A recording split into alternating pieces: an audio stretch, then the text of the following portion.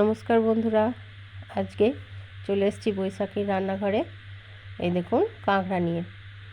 তা আজকে আমি রান্না করে দেখাবো কাঁকড়ার ঝোল। তা প্রথমে আমি এই দেখুন কাঁকড়াগুলোকে ভালো করে ধরে এগুলোকে ভেঙে পরিষ্কার করে নেব।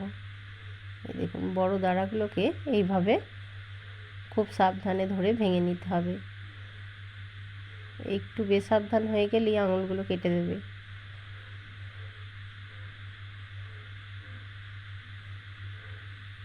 দেখেছেন আমি বড় দাঁড়াগুলো ভেঙে নিয়েছি। এবার ছোট দাঁড়াগুলো ভেঙে নেব, কিন্তু ছোট দাঁড়াগুলো খাওয়া হয় না, এগুলো ফেলে দিতে হয়।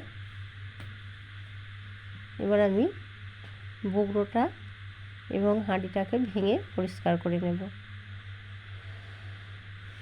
হাঁড়ি বা ঠোল বলে এটাকে।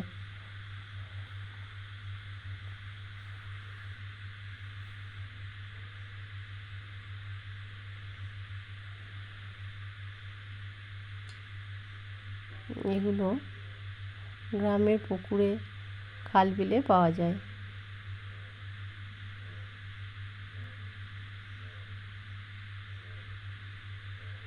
এই দেখুন কত বড় বড় কাঁকড়াগুলো।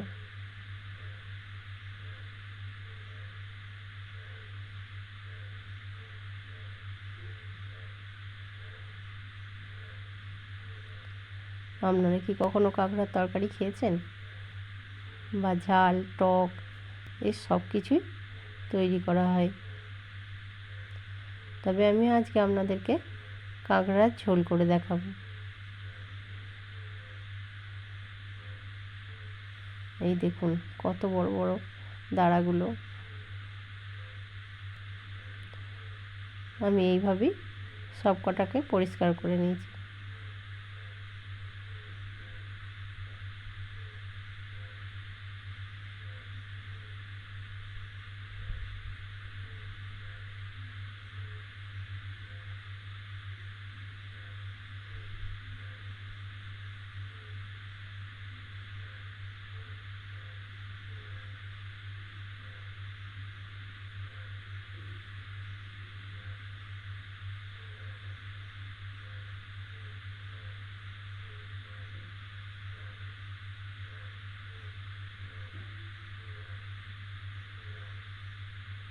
এই দেখুন আমার সব কটা ভেঙে নেওয়া হয়ে গেছে।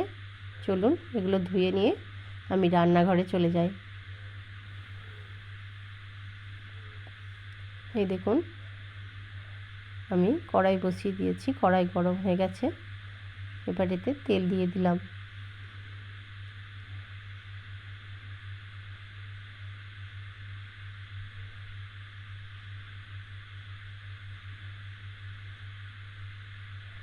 এবার আমি তেল গরম হয়ে গেছে, দিয়ে দিলাম শুকনো লঙ্কা, তেজপাতা আর কিছু গোটা জিরে ফোড়ন দিয়ে দিলাম।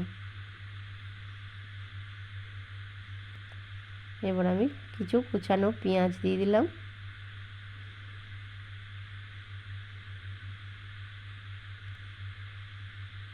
দিয়ে আমি এটাকে ভালোভাবে কষিয়ে নেব।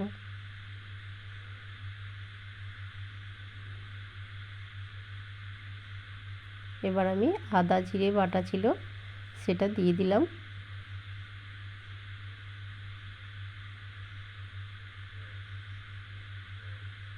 এবার দিয়ে দিলাম হলুদ আর দিয়ে দেবো কিছুটা লঙ্কার গুঁড়ো। দিয়ে আবার আমি এটাকে ভালোভাবে কষিয়ে নেব।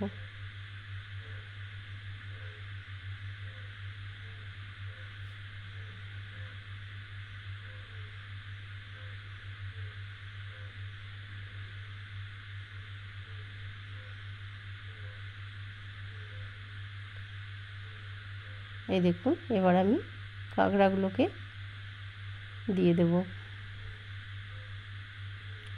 দিয়ে আমি এগুলোকেও ভালোভাবে কষিয়ে নেব।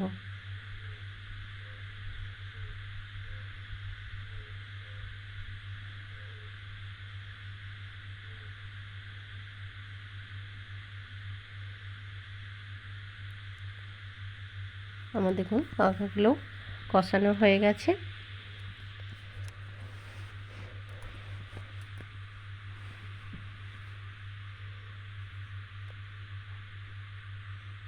এবার আমি আলুটা দিয়ে দেব।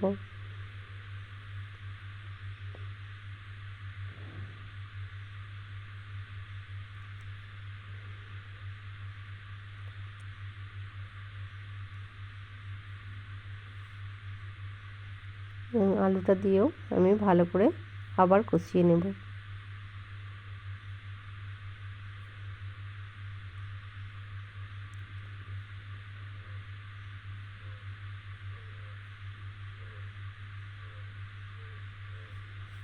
দিয়ে আমি এবার জল দিয়ে দিয়েছি, এটাকে সেদ্ধ হতে দেব। এই দেখুন আমার তরকারি ফুটে গেছে, সেদ্ধ হয়ে গেছে এবং এটা আমার কমপ্লিট হয়ে গেছে। আমি এটাকে ঢেলে নিলাম। এবার শুধু খেলেই হবে।